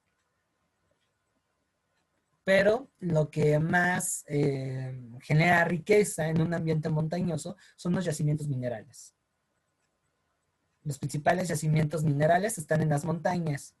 Y por ejemplo, México, al ser un país montañoso, pues, ¿qué creen? Somos ricos. Tenemos hasta para échale plata, carnal. Ahí no aplique el aguacate, ahí es échale plata.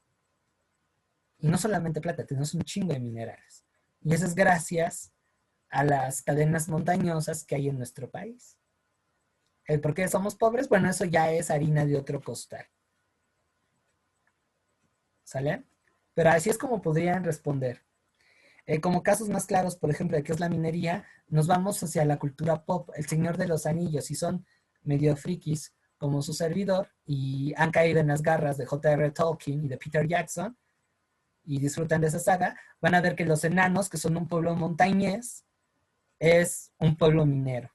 Si ustedes ven las películas del Hobbit, ¿por qué tanto desmadre? Porque los güeyes quieren regresar a su hogar original, que es una montaña.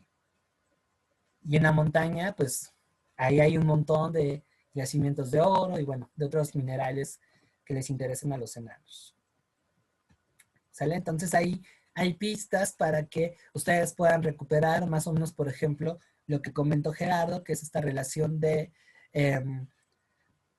el relieve con las actividades económicas que se puedan desarrollar. ¿Va? No es tan difícil. De hecho, el curso de geografía es como una rocaleta.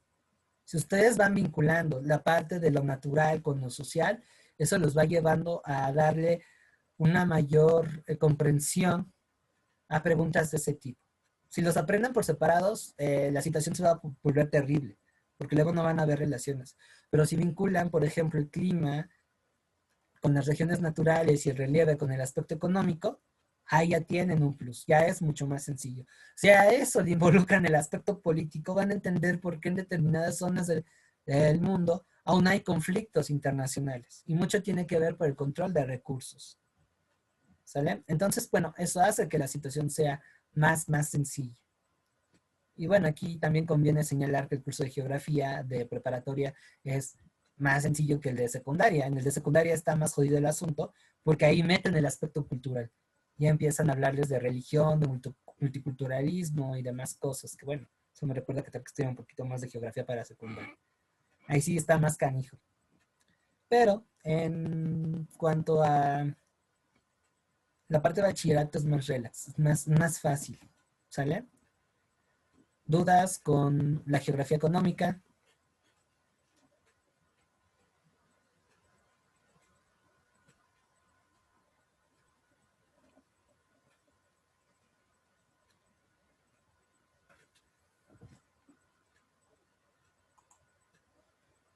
¿Todo bien? ¿Todo correcto?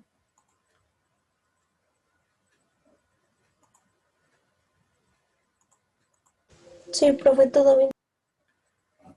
Perfecto, pues nos vamos a la geografía política. Esta también está bien sencilla. Es la rama de la geografía que se encarga de estudiar los cambios territoriales que han habido en una región. O sea, no solamente estamos hablando aquí de capitales, como nos llegaron a torturar alguna vez en primaria y secundaria, por lo menos a mi generación así le fue. Yo creo que por eso detestaba geografía de pequeño. No sé a los chicos que andan entre sus 18 y 22 años cómo los trataron en la primaria, pero en caso de su servidor era más de capital de no sé qué, país de no sé cuál, y toda geografía era en eso. Y no, cuando hablamos de geografía política estamos hablando del por qué un país se desintegra, por qué otro logra cohesionarse, qué territorios presentan una serie de problemáticas que involucran el que forme parte o no parte de un país. Empezamos también a meter este rollo de la autonomía, en fin, cosas mucho, mucho más divertidas. Y ahí, por ejemplo, la parte de la historia, pues les ayuda bastante a entender esos procesos. Piensen, por ejemplo, en la bronca que tienen los pakistaníes con los indios por Cachemira. O el tiro que tienen todavía pendiente Corea del Norte y con Corea del Sur. O porque Irlanda, a pesar de que está en esa isla, perdón, Irlanda del Norte, a pesar de que está en esa isla, pertenece a Inglaterra. Y qué broncas se suscitan al tener presencia los ingleses en esa parte del mundo. Sí, adelante, Gerardo. Lo que te iba a preguntar, ¿actualmente tenemos o hay colonias todavía en el mundo? Sí. Sí. Depende de... ¿Qué país? Pues Inglaterra tiene colonias, Francia todavía tiene colonias, me parece que Holanda también todavía tiene colonias, los Estados Unidos tienen España, colonias. Por ejemplo, las Islas Canarias. Creo que forman parte de España como tal, aunque sí deberían ser consideradas unas colonias porque no están en la península ibérica. Les digo, esa decisión, si no, la geografía política nos ayuda a entender. Y creo que nada más. Si por ahí se me escapa alguno, más tarde lo recordaré. Y pues depende mucho de las circunstancias. Por ejemplo, no sé cómo se le llama en Estados Unidos, porque además, por ejemplo, el caso de Puerto Rico es medio raro, porque se le da el estatus de Estado libre asociado. O sea, hay como una autonomía, pero sigues perteneciendo a los Estados Unidos, pero no gozas de los derechos de formar parte de los Estados Unidos. Es un desmadrito el que tiene Estados Unidos con Puerto Rico. Muy gacho, por cierto. En Francia, por ejemplo, les llaman departamentos de ultramar o territorio francés no continental. Entonces, depende del estatus, es el grado de autonomía política que tienen. Ah, también Dinamarca. Dinamarca tiene, podría decirse, territorios dependientes que no forman parte de su... ¿cómo explicarlo?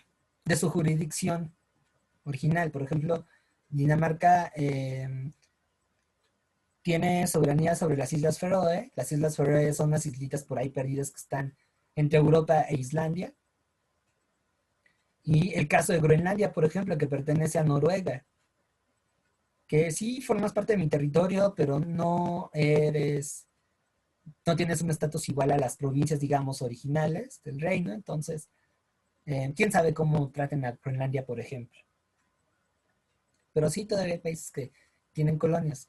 Y hay mancomunidades, es decir, países que oficialmente están independientes, pero que todavía tienen un vínculo más o menos fuerte con su metrópoli. El caso más emblemático es el de la Commonwealth inglesa, conocida en español como la Comunidad de Naciones Británicas, en donde es la Gran Bretaña y como el 70% de su antiguo imperio colonial.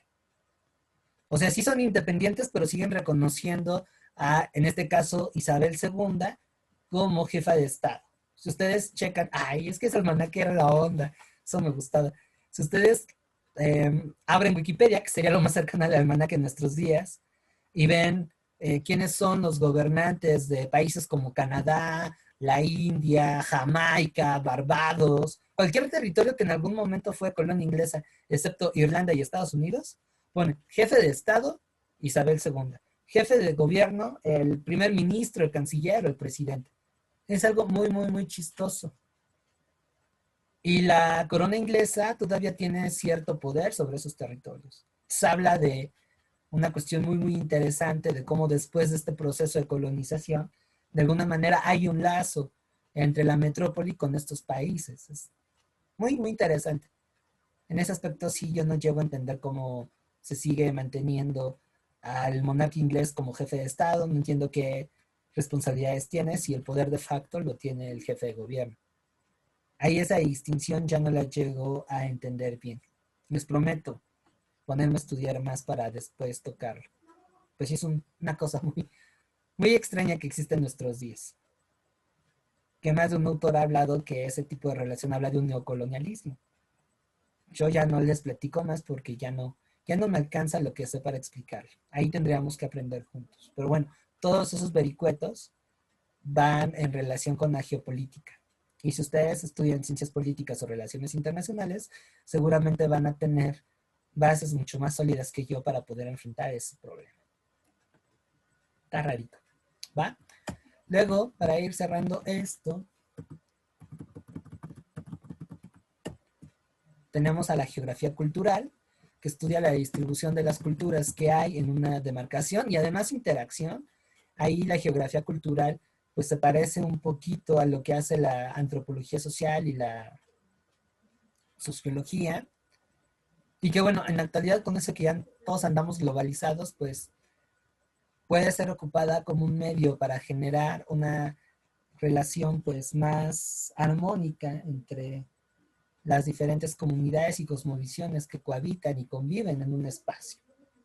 Creo que el conocer al otro facilita un mejor entendimiento.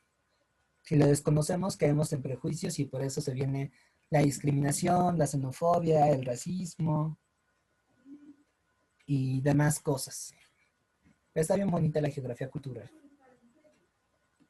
Y hay una subrama que es como el hijito que la geografía tuvo con la historia, que se conoce como geografía histórica, que va a estudiar las características y evolución de los espacios históricos, su morfología y la organización territorial, así como su configuración social.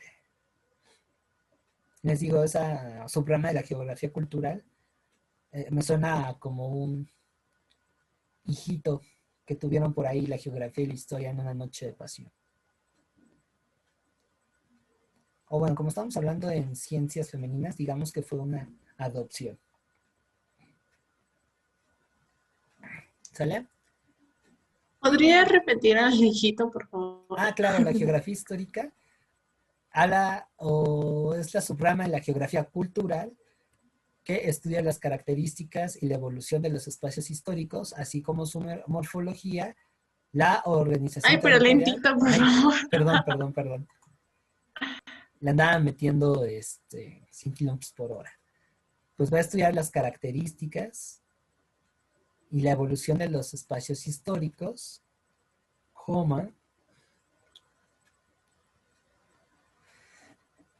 así como su morfología, esa ahí no debería de haber, debería ser una coma, organización territorial y su configuración social. Quítenle ese así como y pónganle el i.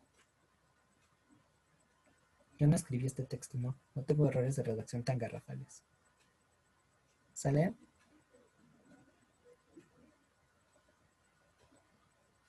La imagen está bien bonita. Y pues esa es la idea de estudiar la geografía cultural.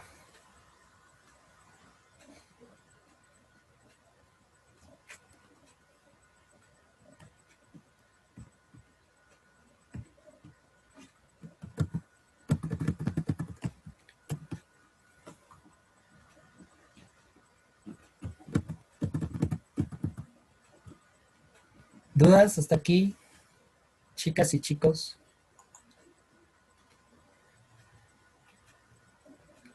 ¿No? ¿Todo claro? No, profe. ¿Todo claro como las aguas de Xochimilco? ¿Sí? En el apartado de geografía política, explicó que no tenía el mismo privilegio. ¿A qué se refería esto?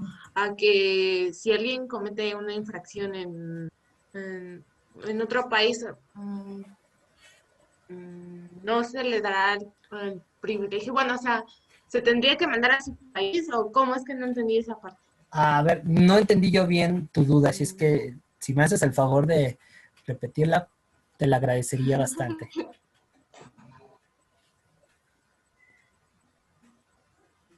A ver, deje. Sí, no te preocupes.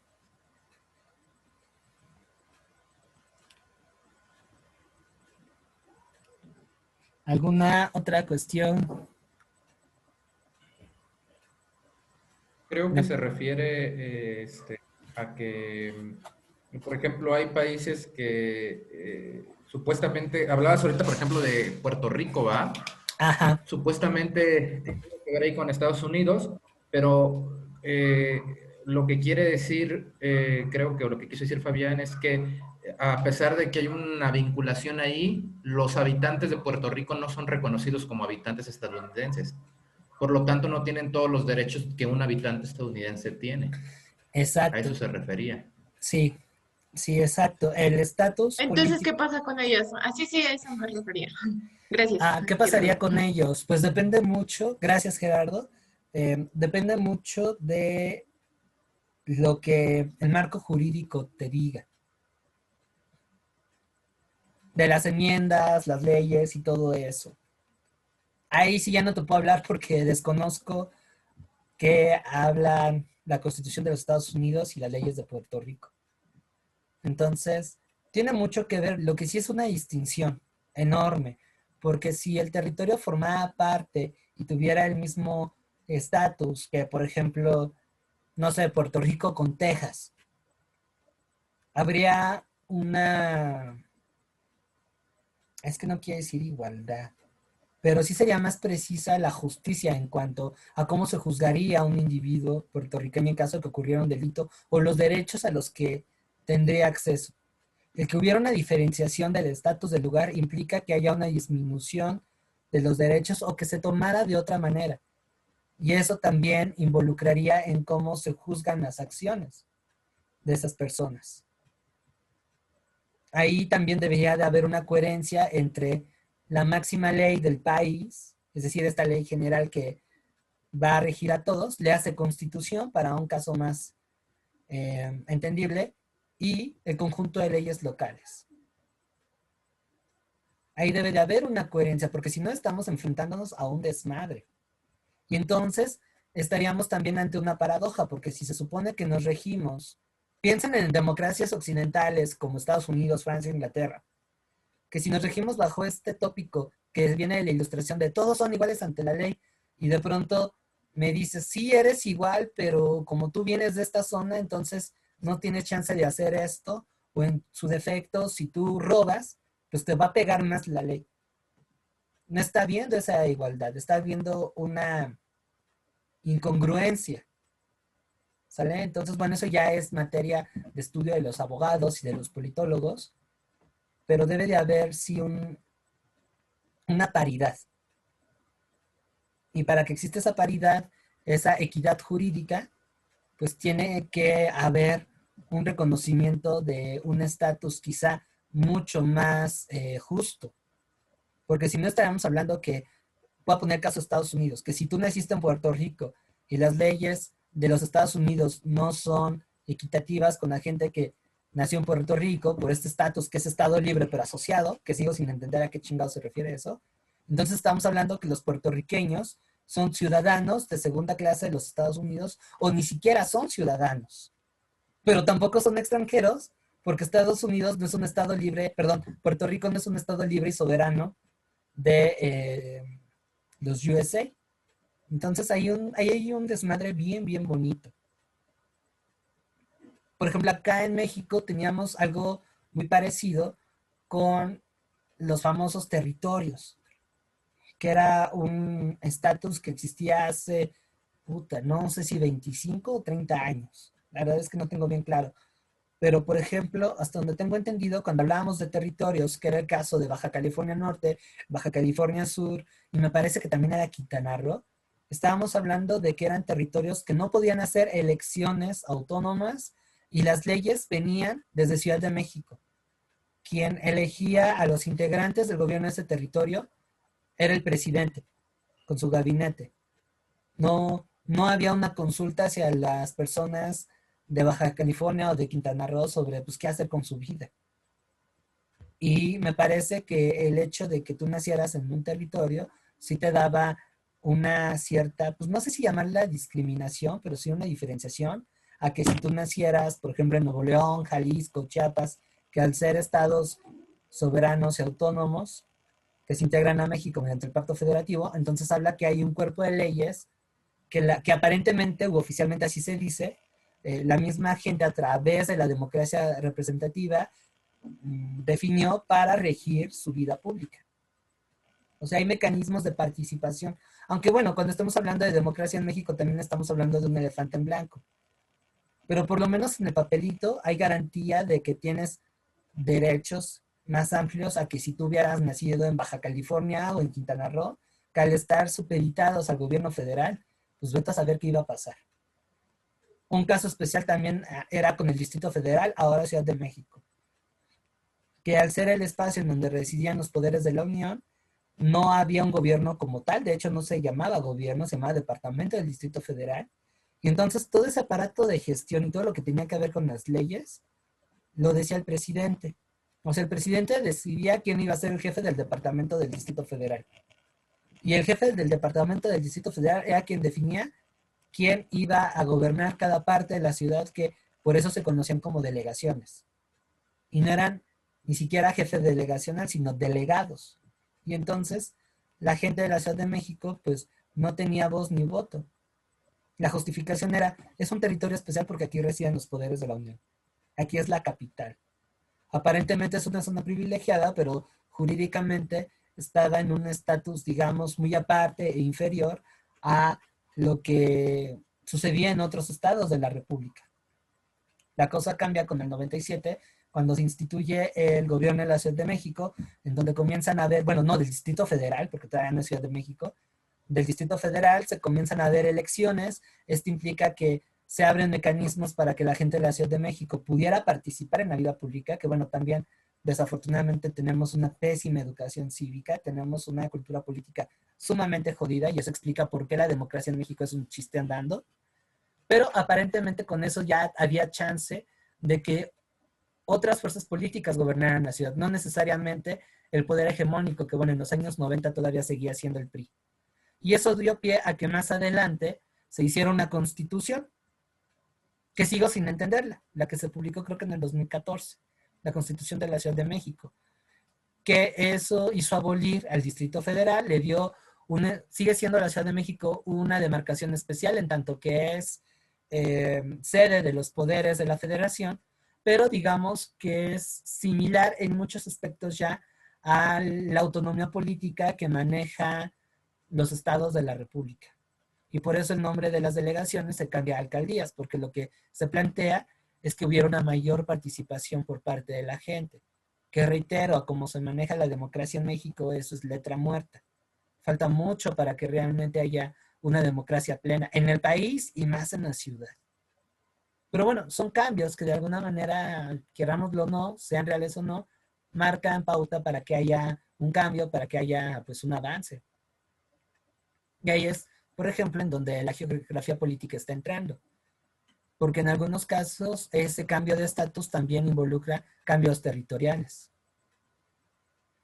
Por ejemplo, se planteaba que a 2 años, acá en la ciudad se funden nuevas alcaldías para una mejor administración. Y es que tenemos alcaldías muy pequeñas, como la Benito Juárez, y de pronto tenemos mastodontes como Tlalpan o Milpalta, que tú dices, ¿qué está pasando aquí? Pero bueno, eso es algo que se está a discusión. Es de lo último que leí en cuanto a cambios geográficos dentro de la ciudad desde el aspecto político. Seguramente al interior de la República se estén dando discusiones muy similares. No sé, por ejemplo, tú que eres Gerardo de Chiapas y que estás residiendo en Puebla, si por allá han habido problemáticas de este tipo. Pues una problemática, por ejemplo, que tiene Chiapas es que es un estado con muchas etnias indígenas. Entonces, una problemática es que a pesar de que son reconocidos como chiapanecos, todos, por ejemplo, no sé si en todos los estados haya, pero por ejemplo en Chiapas hay un organismo que se encarga de aplicar la legislación jurídica a estas etnias, ¿no? O sea, porque tienen que, sus usos y costumbres tienen que ser considerados, ¿no? Por ejemplo, hay una etnia de Chiapas donde el papá estrena a la hija de 10 años sexualmente hablando, y no es un delito, porque tiene que ver con sus usos y costumbres. Y entonces eso mete en una serie de complicaciones al sistema jurídico, al sistema legal, ¿no? Que está regido por la Constitución Política de los Estados Unidos, pero que también tiene que reconocer los usos y costumbres. Entonces creo que también podría ser un buen ejemplo de esto que se hablaba, ¿no? Y de estas problemáticas que surgen a veces. Sí, ahí entraría, por ejemplo, la geografía cultural al quite. La geografía cultural ahí te dice, mira, en esta demarcación hay tantas etnias, con tantas personas que practican estos ritos, y bueno, esos datos ya los procesarían los abogados, los antropólogos, son los que más o menos se dedican a esto, para de alguna manera hacer una coherencia entre estas leyes, entre estas normas no jurídicas, pero que tienen impacto en la vida pública, como son los usos y costumbres de cada comunidad, con lo que te chingas, porque el Estado lo avala, que es el orden legal. Es un cotorreo. Es un cotorreo. Por ejemplo, me acordé ahorita también de otro ejemplo. Yo ahorita estoy en el estado de Puebla y trabajo en la Mixteca Poblana. Una de las características de la Mixteca Poblana es que dentro de las costumbres de los pobladores es migrar a Estados Unidos. O sea, muchos ya no terminan la prepa. Yo soy docente, ya ves, entonces yo trabajo ahí, entonces ya muchos ya no terminan la prepa ni la secundaria, porque la enseñanza es irse a Estados Unidos, conseguir un trabajo, y bueno, generalmente esa zona de la Mixteca Poblana vive de las remesas. Una de las cosas es conseguir la nacionalización estadounidense. ¿Por qué? Porque esto te da derechos. También aquí entra otro ejemplo. Nada más el hecho de la migración es uno, o sea, del poder entrar y salir del país. Por ejemplo, yo no sé qué tanto, lo quiero investigar, a ver si la siguiente clase lo investigo y se los comparto.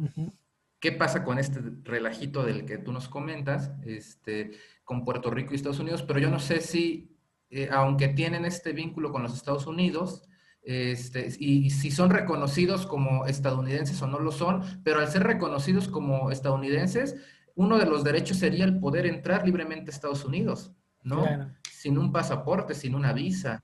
Ese sería uno de los derechos. Entonces, cuando no hay un reconocimiento de ser de ese país, un derecho que se pierde es ese. El otro es ir, conseguir un trabajo allá, que es lo que hacen muchos allá en la Mixteca Poblana, ¿no? El buscar la nacionalización para que puedan buscar un empleo, comprarse una casa y ser ciudadano estadounidense. Esos son como parte de algunos de los derechos que ganas cuando eres reconocido como nacional de un país, ¿no? Eso es como, yo creo, lo que se tendría que analizar. Sí, sí, y ahí es en donde vemos que el rollo de las fronteras es un problemón tremendo, porque además entra en paradoja con los derechos humanos.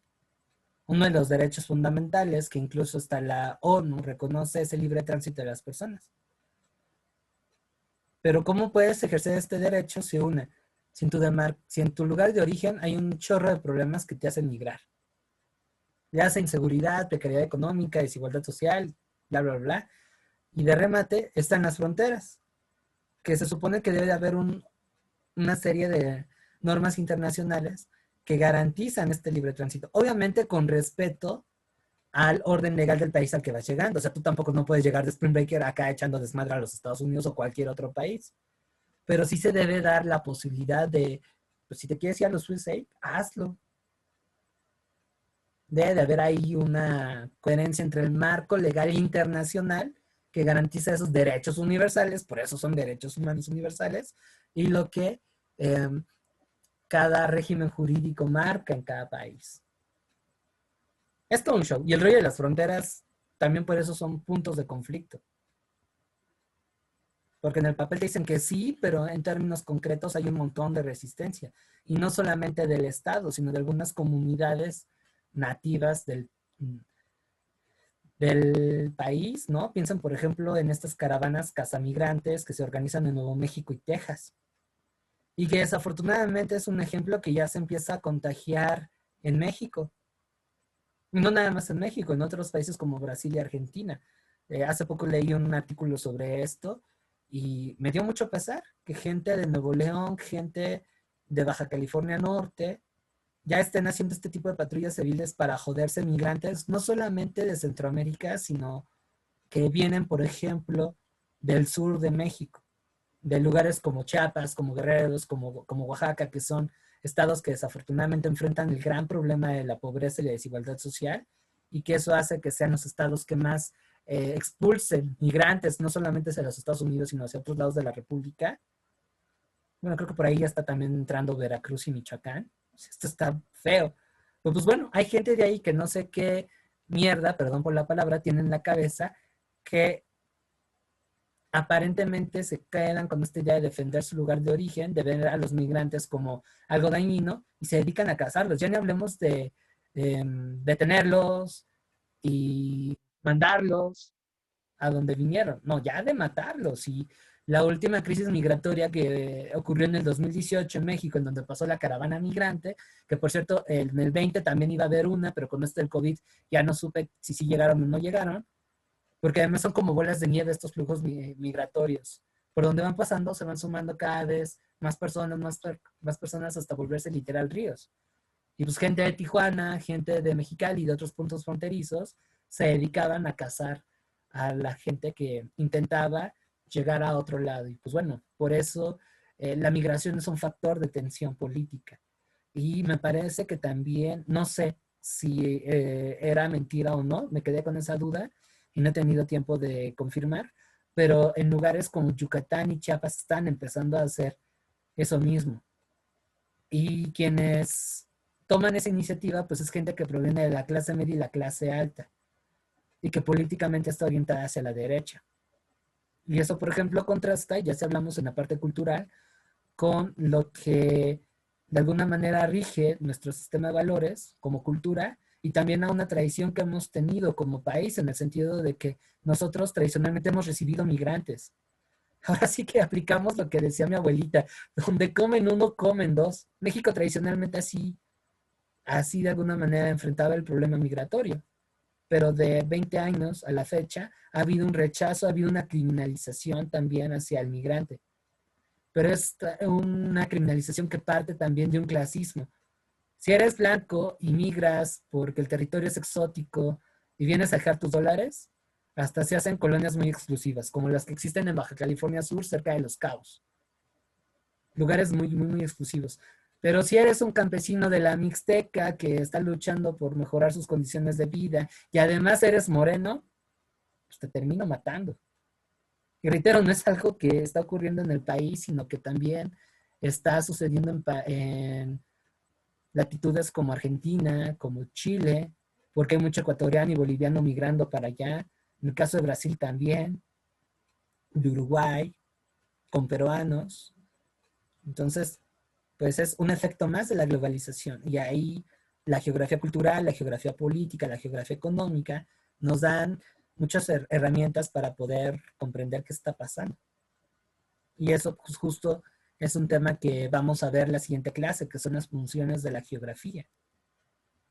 ¿Vale? Ahí nos vamos a echar una charla bien divertida sobre para qué fregado sirve la geografía. ¿Sale? Bueno, dudas, preguntas, comentarios.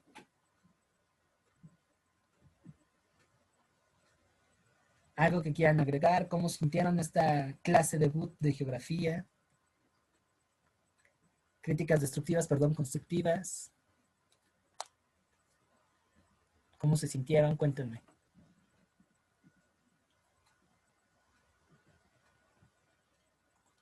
Las y los escucho.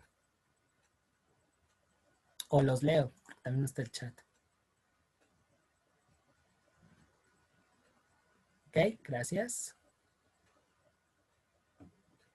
Itzermar, Jocelyn, Ángeles, Evelyn, ¿qué tal?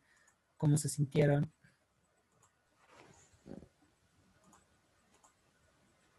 Todo perfecto, Vic. Muchas gracias.